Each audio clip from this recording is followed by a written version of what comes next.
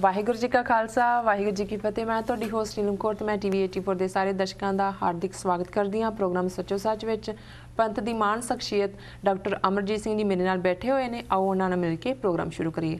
हाँ जी डॉक्टर साहब, welcome to our show. Thank you. हाँ डॉक्टर साहब, अज 31 मई 2013 18 जेठ नानकशाही संमत 545 का दिन है। तो हुण असीं अपने प्रोग्राम की शुरुआत साडे दर्शकों वालों आईयां emails, phone messages, tax messages, Twitter messages और फेसबुक मैसेजेस दे नाल करदे हां। ते साडी पहली ईमेल पुर्तगाल तो सरदार हरदीप सिंह सपुत्र सरदार सुच्चा सिंह जी दी है। ये लिखते हैं, डॉक्टर अमरजीत सिंह जी, असीं तुहाडा प्रोग्राम सच्चो सच उचेचे तौर पर वेखदे हां ਅਤੇ ਬਹੁਤ ਸਾਰੇ ਸਵਾਲਾਂ ਦੇ ਜਵਾਬ ਸਾਹਮਣੇ ਆਉਂਦੇ ਹਨ। ਇਸ ਤਰ੍ਹਾਂ ਦੇ ਪ੍ਰੋਗਰਾਮ ਵੱਧ ਤੋਂ ਵੱਧ ਹੋਣੇ ਚਾਹੀਦੇ ਹਨ। ਕੁਝ ਸਮੇਂ ਤੋਂ ਬਾਅਦ ਇਸ ਦਾ ਅਸਰ ਦੇਖਣ ਨੂੰ ਮਿਲੇਗਾ। ਆਜ਼ਾਦੀ ਦੇ ਆਸ਼ਕਾਂ ਦਾ ਬਹੁਤ ਵੱਡਾ ਕਾਫਲਾ ਬਣ ਜਾਵੇਗਾ। ਵੀਰ ਜੀ, ਇੱਕ ਵਾਰ ਮੈਂ ਅਜੋਕੇ ਸੰਘਰਸ਼ ਦੇ ਸ਼ਹੀਦ ਸਿੰਘਾਂ ਬਾਰੇ ਪੜ੍ਹ ਰਿਹਾ ਸੀ। ਉਹਨਾਂ ਦਾ ਕੌਮ ਪ੍ਰਤੀ ਪਿਆਰ ਅਤੇ ਦ੍ਰਿੜਤਾ ਬਾਰੇ ਪੜ੍ਹਦਿਆਂ ਮਨ ਵਿਚਾਰਾਂ ਵਿੱਚ ਉਤਰ ਗਿਆ। ਕਿ ਸਾਲ ਬਾਅਦ ਉਹਨਾਂ ਦਾ ਸ਼ਹੀਦੀ ਦਿਨ ਮਨਾਉਣ ਨਾਲ ਸਾਡਾ ਫਰਜ਼ ਪੂਰਾ ਹੋ ਜਾਂਦਾ ਹੈ? ਅੰਦਰੋਂ ਜਵਾਬ ਆਇਆ, ਨਹੀਂ। ਫਿਰ ਅਸੀਂ ਉਹਨਾਂ ਸ਼ਹੀਦਾਂ ਨੂੰ ਕਿਵੇਂ ਯਾਦ ਕਰੀਏ? ਸ਼ਹੀਦਾਂ ਦੀ ਯਾਦ ਹੈ ਕਿ ਅਸੀਂ ਉਹਨਾਂ ਦੀ ਸੋਚ ਨੂੰ ਜਿੰਦਾ ਰੱਖੀਏ ਅਤੇ ਆਪਣੇ ਤਰੀਕੇ ਨਾਲ ਉਹਨਾਂ ਦਾ ਸੁਨੇਹਾ ਹਰ ਸਿੱਖ ਤੱਕ ਪਹੁੰਚਾਉਣ ਦਾ ਯਤਨ ਕਰੀਏ। ਜਿਸ ਦਿਨ ਸ਼ਹੀਦਾਂ ਦੀ ਸੋਚ ਸਿੱਖਾਂ ਦੇ ਮਨਾਂ ਵਿੱਚ ਘਰ ਘਰ ਜਾਏਗੀ ਤਾਂ ਫਿਰ ਕੌਮ ਦੀ ਮੰਜ਼ਿਲ ਦੂਰ ਨਹੀਂ ਹੈ। ਸੋ ਟੀਵੀ, ਰੇਡੀਓ ਜਾਂ ਇਸ ਤਰ੍ਹਾਂ ਦੇ ਜੋ ਵੀ ਹੋਰ ਉਪਰਾਲੇ ਹੋ ਰਹੇ ਹਨ ਬਹੁਤ ਹੀ ਸ਼ਲਾਘਾਯੋਗ ਹਨ। ਆਪ ਜੀ ਨੇ ਮੇਰੀ ਭੇਜੀ ਹੋਈ ਨਜ਼ਮ ਪ੍ਰੋਗਰਾਮ ਵਿੱਚ ਸ਼ਾਮਲ ਕੀਤੀ। ਆਪ ਜੀ ਦਾ ਬਹੁਤ ਬਹੁਤ ਧੰਨਵਾਦ। ਇੱਕ ਹੋਰ ਲਿਖਤ ਭੇਜ ਰਿਹਾ ਹਾਂ, ਆਸ ਕਰਦਾ ਹਾਂ ਕਿ ਉਹ ਵੀ ਆਪਣੇ ਪ੍ਰੋਗਰਾਮ ਵਿੱਚ ਸ਼ਾਮਲ ਕਰੋ।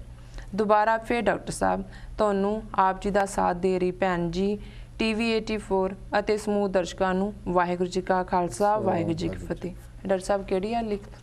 ਹਾਂਜੀ, ਸਭ ਤੋਂ ਪਹਿਲਾਂ ਤਾਂ ਵੀਰ ਹਰਦੀਪ ਸਿੰਘ ਸਪੁੱਤਰ ਸਰ ਸੁੱਚਾ ਸਿੰਘ ਜੀ, ਉਹਨਾਂ ਦਾ ਬਹੁਤ ਬਹੁਤ ਧੰਨਵਾਦ ਜੀ ਕਿ ਉਹਨਾਂ ਨੇ ਬੜੇ ਚੰਗੇ ਸ਼ਬਦ ਲਿਖੇ ਨੇ ਜੀ। ਕਿਉਂਕਿ ਇਹ ਆਪ ਇੱਕ ਕ੍ਰੀਏਟਿਵ ਪੋਇਟ ਨੇ, ਕਵੀ ਨੇ ਜੀ, ਤੇ ਇਸ ਅਹਿਮੀਅਤ ਨੂੰ ਵੀ ਸਮਝਦੇ ਨੇ ਕਿ ਜਦੋਂ ਕੌਮਾਂ ਜ਼ਿੰਦਗੀ ਮੌਤ ਦੀ ਲੜਾਈ ਲੜਦੀਆਂ ਨੇ, ਕਿਉਂਕਿ ਆਜ਼ਾਦੀ ਦਾ ਮਤਲਬ ਹੀ ਜ਼ਿੰਦਗੀ ਜਾਂ ਮੌਤ ਹੈ, ਬਾਦਸ਼ਾਹ ਜਾਂ ਬਾਗੀ ਹੈ ਜੀ, ਤੇ ਉਦੋਂ ਕੁਛ ਸਮਾਂ, ਕੁਛ ਪਲ ਜਾਂ ਕੁਛ ਇਤਿਹਾਸ ਦੇ ਮੋੜ ਕੌਮਾਂ ਨੂੰ ਉੱਥੇ ਲਿਆ ਕੇ ਖੜਾ ਕਰ ਦਿੰਦੇ ਨੇ ਜਿੱਥੇ ਇੱਕ ਸੁੰਨ ਜਿਹੀ ਵਾਪਰ ਜਾਂਦੀ ਹੈ ਜੀ, ਜਾਂ ਇੱਕ ਇਨਡਿਫਰੈਂਸ ਹੁੰਦਾ ਹੈ, ਜਾਂ ਇੱਕ ਐਮੋਸ਼ਨ ਨਜ਼ਰ ਨਹੀਂ ਆ ਰਹੀ ਹੁੰਦੀ ਜੀ। ਸੋ ਉਹ ਦੌਰ ਹੁੰਦਾ ਹੈ ਜਦੋਂ ਕਿ ਪ੍ਰਚਾਰ, ਕਵੀ, ਲਿਖਾਰੀ ਜਾਂ ਅੱਜ ਦੇ ਵਕਤ 'ਚ ਜਿਵੇਂ ਇਲੈਕਟ੍ਰੋਨਿਕ ਮੀਡੀਆ, ਟੀਵੀ, ਰੇਡੀਓ ਜੀ, ਉਹ ਉਸ ਸੁੰਨ ਨੂੰ ਤੋੜਦੇ ਨੇ, ਉਸ ਚੁੱਪ ਨੂੰ ਜਿਹੜਾ ਹੈ ਉਸ ਦੇ ਵਿੱਚ ਇੱਕ ਡਾਇਨਾਮਿਜ਼ਮ ਲਿਆਉਂਦੇ ਨੇ, ਇੱਕ ਹਰਕਤ ਲਿਆਉਂਦੇ ਨੇ। ਔਰ ਫਿਰ ਉਹ ਕੌਮ ਜਦੋਂ ਗਤੀਸ਼ੀਲ ਹੁੰਦੀ ਹੈ ਫਿਰ ਉਹ ਨਵੇਂ ਚਾਵਾਂ ਨਾਲ ਵੱਡੀਆਂ ਵੱਡੀਆਂ ਪੁਲਾਂਘਾਂ ਪੁੱਟਦਿਆਂ ਆਪਣੀ ਮੰਜ਼ਿਲੇ ਮਕਸੂਦ ਵੱਲ, ਆਪਣੇ ਨਿਸ਼ਾਨੇ ਵੱਲ ਅੱਗੇ ਵੱਧਦੀ ਹੈ ਜੀ। ਸੋ ਵੀਰ ਜੀ ਦਾ ਬਹੁਤ ਬਹੁਤ ਧੰਨਵਾਦ ਕਿ ਉਹਨਾਂ ਨੇ ਸਾਨੂੰ ਇੱਕ ਹੋਰ ਨਜ਼ਮ ਭੇਜੀ ਹੈ ਜੀ। ਔਰ ਜਦੋਂ ਮੈਂ ਨਜ਼ਮ ਦਾ ਸਿਰਲੇਖ ਪੜ੍ਹਿਆ ਤੇ ਮੈਨੂੰ ਸੰਤ ਰਾਮ ਉਦਾਸੀ, ਜਿਹੜੇ ਕਿ ਨਕਸਲੀ ਦੌਰ ਦੇ ਇੱਕ ਰੂਏ ਰਵਾਂ ਸਨ ਉਸ ਪੀਰੀਅਡ ਦੇ ਅੱਛੇ ਕਵੀ, ਔਰ ਖੁਦ ਲਿਖਦੇ ਸੀ, ਖੁਦ ਗਾਉਂਦੇ ਸੀ, ਉਹਨਾਂ ਦਾ ਅੰਤ ਬੜੇ ਦਰਦਨਾਕ ਲਹਿਜੇ 'ਚ ਹੀ ਹੋਇਆ ਜੀ, ਕਿਉਂਕਿ ਹਜ਼ੂਰ ਸਾਹਿਬ ਦੇ ਇੱਕ ਸਮਾਗਮ ਸ਼ਾਮਲ ਹੋ ਕੇ ਵਾਪਸ ਮੁੜ ਰਹੇ ਸੀ ਤੇ ਟ੍ਰੇਨ ਦੇ ਵਿੱਚ ਹੀ ਉਹਨਾਂ ਦੀ ਮੌਤ ਹੋਈ। ਅੱਜ ਤੱਕ ਵੀ ਅਨਨੋਨ ਹੈ ਵੀ ਕੀ ਕਾਰਨ ਸਨ ਜੀ। ਪਰ ਉਹਨਾਂ ਨੇ ਬਹੁਤ ਪੁਖਤਾ ਔਰ ਬੜੀਆਂ, ਜਿਵੇਂ ਅਸੀਂ ਲੋਕ ਆਵਾਜ਼ ਕਹਿੰਦੇ ਹਾਂ ਜੀ, ਉਸ ਦੇ ਵਿੱਚ ਜਿਹੜੀਆਂ ਨਜ਼ਮਾਂ ਲਿਖੀਆਂ। ਔਰ ਬਹੁਤ ਵਾਰ ਅਸੀਂ ਅੱਜ ਦੇ ਖਾਲਿਸਤਾਨੀ ਦੌਰ ਦੇ ਵਿੱਚ ਵੀ ਰੈਲੀਜ਼ 'ਚ, ਦੂਸਰੇ 'ਚ ਉਹਨਾਂ ਦੀਆਂ ਲਿਖਤਾਂ ਨੂੰ ਦੁਹਰਾਉਂਦੇ ਰਹੇ ਹਾਂ। ਖਾਲਿਸਤਾਨੀ ਕੌਂਟੈਕਸਟ ਦੇ ਵਿੱਚ ਵੀ ਉਹ ਉਨੀਆਂ ਹੀ ਰੈਲੇਵੈਂਟ ਲੱਗਦੀਆਂ ਸੀ ਜੀ। ਜਿਵੇਂ ਉਹਨਾਂ ਦਾ ਇਹ ਸ਼ੇਅਰ ਬੜਾ ਪੋਪੂਲਰ ਰਿਹਾ, ਮੈਂ ਵੀ ਕਈ ਵਾਰ ਦੁਹਰਾਇਆ ਕਿ ਇਹ ਗੱਲ ਦੁਸ਼ਮਣਾਂ ਨੂੰ ਦੱਸਣ ਦੇ ਲਈ ਕਿ ਜਿੰਨੇ ਮਰਜ਼ੀ ਤੁਸੀਂ ਸਾਡੇ ਕਤਲ ਕਰ ਲਓ ਜੀ, ਸਾਡੀ ਜਿਹੜੀ ਗਿਣਤੀ ਹੈ ਉਹ ਮੁੱਕਣੀ ਨਹੀਂ ਹੈ ਜੀ। ਐਵੇਂ ਭਰਮ ਹੈ ਸਾਡੇ ਕਾਤਲਾਂ ਨੂੰ, ਅਸੀਂ ਹੋਵਾਂਗੇ 2 ਜਾਂ 4 ਲੋਕੋ, ਕਤਲ ਕੀਤਿਆਂ ਕਦੇ ਵੀ ਮੁੱਕਣੀ ਨਹੀਂ, ਇੰਨੀ ਲੰਮੀ ਹੈ ਸਾਡੀ ਕਤਾਰ ਲੋਕੋ ਜੀ ਜੀ। ਸੋ ਮੇਰਾ ਖਿਆਲ ਹੈ ਵੀ ਇਹਨਾਂ ਦੀ ਜਿਹੜੀ ਸਥਾਈ ਹੈ ਸ਼ਾਇਦ ਉਹਨਾਂ ਦੀ ਉਸ ਇੱਕ ਨਜ਼ਮ ਦਾ ਹੀ ਹਿੱਸਾ ਹੋਏ ਜਿਹਦੇ 'ਚ ਉਹਨਾਂ ਨੇ ਸ਼ਾਇਦ ਇਹ ਕਿਹਾ ਸੀ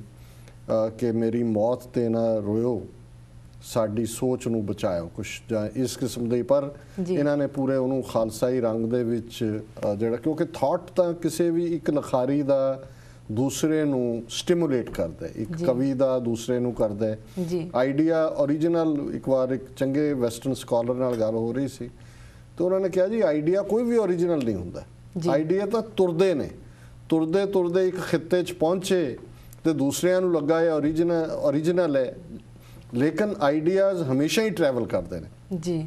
ਸੋ ਉਹਨਾਂ ਦਾ ਬਹੁਤ ਸੋਹਣਾ ਸ਼ਹੀਦਾਂ ਦਾ ਸੁਨੇਹਾ ਦੇ ਨਾਂ ਥੱਲੇ ਇਹਨਾਂ ਨੇ ਨਜ਼ਮ ਲਿਖੀ ਹੈ ਤੇ ਇਹਦੇ ਸ਼ਬਦ ਨੇ, ਸਾਡੀ ਮੌਤ ਨੂੰ ਨਾ ਰੋਇਓ, ਸਾਡੀ ਸੋਚ ਨੂੰ ਬਚਾਇਓ, ਜਿਹੜੇ ਕੰਮ ਨੇ ਅਧੂਰੇ ਸਿੰਘੋ ਨੇਪਰੇ ਚੜਾਇਓ, ਵੇਖ ਬਲਦੀ ਸ਼ਮਾ ਨੂੰ ਚੱਲ ਆਉਂਦੇ ਪਰਵਾਨੇ, ਡਰ ਉਹਨਾਂ ਨੂੰ ਹੈ ਕਾਹਦਾ ਜਿਹੜੇ ਮੌਤ ਦੇ ਦੀਵਾਨੇ, ਨਾ ਹੀ ਡਰਨਾ ਕਿਸੇ ਤੋਂ ਨਾ ਹੀ ਕਿਸੇ ਨੂੰ ਡਰਾਇਓ, ਸਾਡੀ ਮੌਤ ਨੂੰ ਨਾ ਰੋਇਓ, ਸਾਡੀ ਸੋਚ ਨੂੰ ਬਚਾਇਓ, ਸਿੱਖ ਕੌਮ 'ਚ ਨਾ ਆਉਂਦੀ ਪਰਵਾਨਿਆਂ ਦੀ ਥੋੜ, ਸਾਨੂੰ ਸਤਲੁਜ ਕੰਢੇ ਨਹੀਂ ਹੈ ਮੜੀਆਂ ਦੀ ਲੋੜ।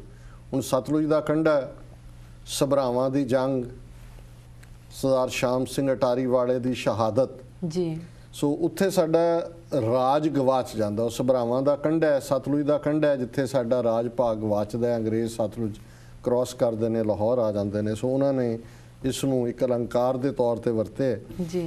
ਸਿੱਖ ਕੌਮ 'ਚ ਨਾ ਆਉਂਦੀ ਪਰਵਾਨਿਆਂ ਦੀ ਥੋੜ, ਸਾਨੂੰ ਸਤਲੁਜ ਕੰਢੇ ਨਹੀਂ ਹੈ ਮੜੀਆਂ ਦੀ ਲੋੜ, ਸਾਡੀ ਯਾਦ ਜੇ ਬਣਾਉਣੀ ਸਿੰਘੋ ਦਿਲਾਂ 'ਚ ਬਣਾਇਓ, ਸਾਡੀ ਮੌਤ ਨੂੰ ਨਾ ਰੋਇਓ, ਸਾਡੀ ਸੋਚ ਨੂੰ ਬਚਾਇਓ ਜੀ।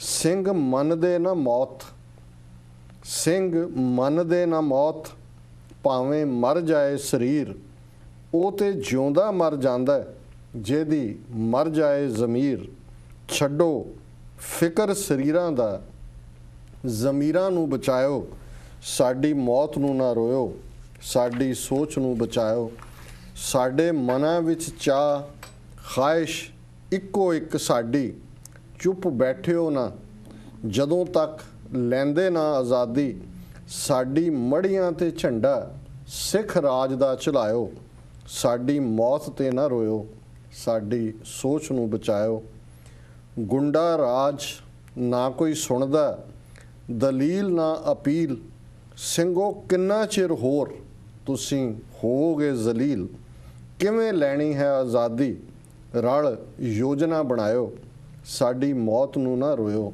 ਸਾਡੀ ਸੋਚ ਨੂੰ ਬਚਾਇਓ। ਤੇ ਅਖੀਰਲਾ ਪੈਰਾਗ੍ਰਾਫ ਹੈ, ਅਸੀਂ ਹਟਣਾ ਨਹੀਂ ਪਿੱਛੇ ਜਿਹੜਾ ਮਿੱਥਿਆ ਨਿਸ਼ਾਨਾ, ਜਿੱਤ ਖਾਲਸੇ ਦੀ ਹੋਣੀ ਸਾਰਾ ਦੇਖੇਗਾ ਜ਼ਮਾਨਾ, ਝੂਠੇ ਲੀਡਰੋ ਨਾ ਕੌਮ ਦੇ ਰਾਹ ਰੋੜੇ ਅਟਕਾਇਓ, ਸਾਡੀ ਮੌਤ ਨੂੰ ਨਾ ਰੋਇਓ, ਸਾਡੀ ਸੋਚ ਨੂੰ ਬਚਾਇਓ, ਜਿਹੜੇ ਕੰਮ ਨੇ ਅਧੂਰੇ ਸਿੰਘੋ ਨੇਪਰੇ ਚੜਾਇਓ ਜੀ। ਸੋ ਬੜੀ ਖੂਬਸੂਰਤ ਨਜ਼ਮ ਹੈ ਔਰ ਅਸੀਂ ਉਹਨਾਂ ਦੀ ਵੀਰ ਹਰਦੀਪ ਸਿੰਘ ਹੋਰਾਂ ਦੀ ਖਾਹਿਸ਼ ਮੁਤਾਬਕ ਜੀ ਆਪਣੇ ਦਰਸ਼ਕਾਂ ਦੇ ਨਾਲ ਸਾਂਝੀ ਕੀਤੀ ਹੈ ਜੀ ਜੀ। ਡਾਕਟਰ ਸਾਹਿਬ, ਸਾਡਾ ਅਗਲਾ ਮੈਸੇਜ ਜੱਗੀ ਸਿੰਘ ਜੀ ਦਾ ਹੈ। ਸਾਡੇ ਵੱਲੋਂ ਫਿਲਮ ਐਕਟਰ ਧਰਮਿੰਦਰ ਸੰਬੰਧੀ ਕੀਤੀ ਗਈ ਟਿੱਪਣੀ ਤੇ ਪੰਜਾਬ ਸਪੈਕਟਰਮ ਵੈਬਸਾਈਟ ਤੇ ਆਪਣੇ ਵਿਚਾਰ ਦਿੰਦਿਆਂ ਇਹਨਾਂ ਦਾ ਕਹਿਣਾ ਹੈ, ਧਰਮਿੰਦਰ ਆਪਣੇ ਆਪ ਨੂੰ ਅਮਿਤਾਭ ਬੱਚਨ ਦਾ ਭਰਾ ਕਹਿੰਦਾ ਹੈ, ਫਿਰ ਉਸ ਤੋਂ ਹੋਰ ਕੀ ਆਸ ਰੱਖੀ ਜਾ ਸਕਦੀ ਹੈ। ਉਹ ਇੱਕ ਸਿੱਖ ਨਾ ਹੋ ਕੇ ਮੁਸਲਮਾਨ ਹੈ। ਹੇਮਾ ਮਾਲਿਨੀ ਨਾਲ ਵਿਆਹ ਕਰਾਉਣ ਲਈ ਉਹ ਮੁਸਲਮਾਨ ਹੋ ਗਿਆ ਸੀ। ਉਸ ਦੇ ਮੁੰਡਿਆਂ ਦੇ ਵਿਆਹ ਹਿੰਦੂ ਰੀਤੀ ਰਿਵਾਜਾਂ ਅਨੁਸਾਰ 7 ਫੇਰਿਆਂ ਵਾਲੇ ਹੋਏ ਸਨ। ਉਹ ਇੱਕ ਪੰਜਾਬੀ ਹੈ, ਸਿੱਖ ਨਹੀਂ। ਸਾਨੂੰ ਕਿਸੇ ਗੈਰ ਸਿੱਖ ਤੋਂ ਕੋਈ ਆਸ ਨਹੀਂ ਕਰਨੀ ਚਾਹੀਦੀ। ਹਾਂ ਡਾਕਟਰ ਸਾਹਿਬ, ਦੇਖੋ ਮੈਂ ਕੁਦਰਤੀ ਅੱਜ ਪੰਜਾਬ ਸਪੈਕਟਰਮ ਦੇ ਇਸ ਸੈਗਮੈਂਟ ਨੂੰ ਦੇਖ ਰਿਹਾ ਸੀ ਤਾਂ ਕਾਫੀ ਵੱਡੀ ਗਿਣਤੀ 'ਚ ਹੰਡਰਡਸ ਜਿਹੜੇ ਨੇ ਵੈਬਸਾਈਟ ਨੂੰ ਵਿਜ਼ਿਟ ਕਰਨ ਵਾਲੇ ਪੰਥ ਪਿਆਰੇ, ਉਹਨਾਂ ਨੇ ਇਹਦੇ 'ਤੇ ਵਿਜ਼ਿਟ ਕੀਤਾ ਔਰ 5-6 ਕਾਮੈਂਟ ਜੀ ਜਿਹੜਾ ਸਾਡਾ ਸੈਗਮੈਂਟ, ਕਿਉਂਕਿ ਦੇਖੋ ਅਸੀਂ ਕਦੇ ਵੀ ਕਿਸੇ ਦੀ ਨਿੱਜੀ ਜ਼ਿੰਦਗੀ ਬਾਰੇ ਕਹਿਣ ਤੋਂ ਗੁਰੇਜ਼ ਕਰਦੇ ਹਾਂ ਜੀ, ਲੇਕਿਨ ਜਦੋਂ ਪੰਥਕ ਏਜੰਡੇ ਨੂੰ ਨੁਕਸਾਨ ਪਹੁੰਚਾਉਣ ਦਾ ਜਾਂ ਸਾਡੇ ਖਾਲਿਸਤਾਨੀ ਸੰਘਰਸ਼ ਨੂੰ ਜਾਂ ਸਿੱਖ ਕੌਮ ਨੂੰ ਨੁਕਸਾਨ ਪਹੁੰਚਾਉਣ ਦਾ ਕੋਈ ਯਤਨ ਕਿਸੇ ਪਾਸਿਓਂ ਵੀ ਹੋਏ ਜਾਂ ਹੋਏਗਾ, ਤੇ ਫਿਰ ਅਸੀਂ ਸੱਚ ਨੂੰ ਬਾਹਰ ਲਿਆਉਣ ਦੇ ਲਈ ਜੋ ਵੀ ਉਹਨਾਂ ਦਾ ਪਿਛੋਕੜ ਹੈ ਉਸ ਨੂੰ ਸਾਹਮਣੇ ਲਿਆਉਣ ਦਾ ਯਤਨ ਕਰਦੇ। ਸੋ ਕਿਉਂਕਿ ਦਾਰਾ ਸਿੰਘ ਦੇ ਕੰਟੈਕਸਟ ਦੇ ਵਿੱਚ ਗੱਲ ਹੋਈ ਸੀ ਕਿ ਵੀ ਉਸਨੇ ਕਿਵੇਂ ਦਰਬਾਰ ਸਾਹਿਬ ਤੇ ਹਮਲੇ ਨੂੰ ਜਿਹੜਾ ਆ ਕੇ ਇੰਦਰਾ ਗਾਂਧੀ ਨੂੰ ਮੁਬਾਰਕਬਾਦ ਦਿੱਤੀ ਸੀ ਉਸ ਘੱਲੂਘਾਰੇ ਤੋਂ ਬਾਅਦ, ਔਰ ਉਸੇ ਕੰਟੈਕਸਟ 'ਚ ਇੱਕ ਈਮੇਲ ਦੇ ਰਿਸਪੌਂਸ 'ਚ ਅਸੀਂ ਕਿਹਾ ਸੀ, ਉਹਨਾਂ ਨੇ ਪੁੱਛਿਆ ਸੀ ਕਿ ਹੋਰਨਾਂ ਦਾ ਕੀ ਰੋਲ ਹੈ ਕਿ ਧਰਮਿੰਦਰ ਨੇ ਜਿਹੜਾ ਜਦੋਂ ਕਿ ਬੰਬਈ ਦੇ ਵਿੱਚ ਫਿਲਮ ਜਿਹੜੇ ਐਕਟਰ ਪ੍ਰੋਡਿਊਸਰ ਨੇ ਬਹੁਤ ਵੱਡਾ ਫੰਕਸ਼ਨ ਉਹਨਾਂ ਨੇ ਕੀਤਾ ਜਿਨ੍ਹਾਂ ਦੇ ਆਰਗੇਨਾਈਜ਼ਰ ਦੇ ਵਿੱਚ ਧਰਮਿੰਦਰ ਵੀ ਪ੍ਰਮੁੱਖ ਸੀ, ਔਰ ਉਸਨੇ ਸੁਪਰ ਕਾਪ KP ਗਿੱਲ ਨੂੰ ਜਿਹਦੇ ਹੱਥ ਹਜ਼ਾਰਾਂ ਬੇਗੁਨਾਹ ਦੇ ਖੂਨ ਨਾਲ ਰੰਗੇ ਹੋਏ ਨੇ ਉਹਨੂੰ ਭੇਟ ਕੀਤਾ ਸੀ। ਹਾਲਾਂਕਿ ਉਸ ਤੋਂ ਪਹਿਲਾਂ ਇਹਨਾਂ ਦਾ ਹੀ ਕੋਈ ਦੂਰੋਂ ਨੇੜਿਓਂ ਕਜ਼ਨ ਇੱਕ ਫਿਲਮ ਐਕਟਰ ਸ਼ਾਇਦ ਵਰਿੰਦਰ ਉਹਦਾ ਨਾਂ ਸੀ, ਪੰਜਾਬ 'ਚ ਸ਼ੱਕੀ ਹਾਲਾਤਾਂ ਦੇ ਵਿੱਚ ਮਾਰਿਆ ਗਿਆ, ਭਾਵੇਂ ਉਹਨੂੰ ਕਈਆਂ ਨੇ ਖਾੜਕੂਆਂ ਦੇ ਖਾਤੇ 'ਚ ਪਾਇਆ, ਹਾਲਾਂਕਿ ਬਾਅਦ 'ਚ ਇਹ ਵੀ ਗੱਲ ਸਾਹਮਣੇ ਆਏ ਕਿ ਕੋਈ ਨਿੱਜੀ ਜਿਹੜਾ ਉਹ ਰਾਈਵਲਰੀ ਸੀ। ਪਰ ਉਦੋਂ ਇਹਨੇ ਧਰਮਿੰਦਰ ਨੇ ਹੀ ਗਿੜਗੜਾ ਕੇ ਇਸ ਕਿਸਮ ਦਾ ਬਿਆਨ ਵੀ ਦਿੱਤਾ ਸੀ ਕਿ ਜੀ ਮੈਂ ਵੀ ਪੰਜਾਬ ਦਾ ਪੁੱਤਰ ਹਾਂ ਔਰ ਮੈਂ ਬੜੀ ਮਿਹਨਤ ਨਾਲ ਇੱਕ ਗਰੀਬ ਤੋਂ ਘਰਾਣੇ ਤੋਂ ਉੱਪਰ ਤੱਕ ਪਹੁੰਚਿਆ। ਉਹ ਇਵੇਂ ਹੀ ਸੀ ਕਿ ਜਿਵੇਂ ਉਹਨੂੰ ਇਹ ਲੱਗੇ ਕਿ ਬਈ ਮੈਨੂੰ ਵੀ ਕੋਈ ਖਤਰਾ ਹੋ ਸਕਦਾ ਹੈ। ਸੋ ਅਸੀਂ ਕਦੇ ਵੀ ਇਸ ਕਿਸਮ ਦੀ ਕੋਈ ਜਿਹੜੀ ਬੇਗੁਨਾਹ ਕਿਸੇ ਦੀ ਜਾਨ ਜਾਣ ਦੇ ਕੋਈ ਹੱਕ 'ਚ ਨਹੀਂ ਹੈਗੇ, ਨਾ ਹੁਣ ਆਇਆ ਉਦੋਂ ਸੀ।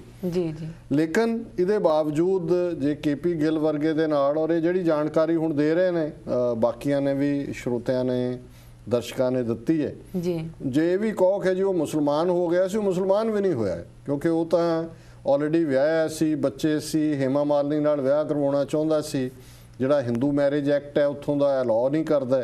ਉਹ ਇੱਕੋ ਇੱਕ ਤਰੀਕਾ ਜਿਹੜਾ ਸੀ ਕਿ ਜੇ ਤੁਸੀਂ ਮੁਸਲਮਾਨੀ ਧਰਮ ਅਖਤਿਆਰ ਕਰਦੇ ਹੋ ਤਾਂ ਤੁਹਾਨੂੰ ਜਿਹੜਾ ਮੁਸਲਿਮ ਪਰਸਨਲ ਲਾਅ ਦੇ ਥੱਲੇ ਹੱਕ ਮਿਲ ਜਾਂਦਾ।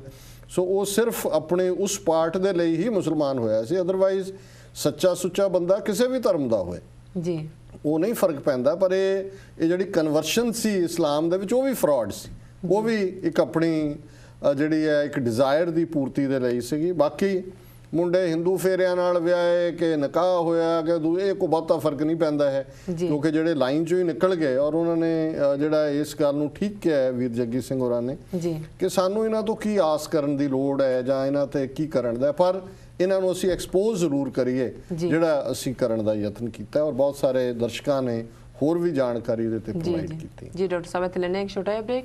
ਵਿਊਅਰਸ, ਈਮੇਲ ਦਾ ਸਿਲਸਿਲਾ ਇਸ ਤਰ੍ਹਾਂ ਹੀ ਜਾਰੀ ਰਹੇਗਾ। ਮਿਲਦੇ ਹਾਂ ਇੱਕ ਛੋਟੇ ਜਿਹੇ ਬ੍ਰੇਕ ਤੋਂ ਬਾਅਦ।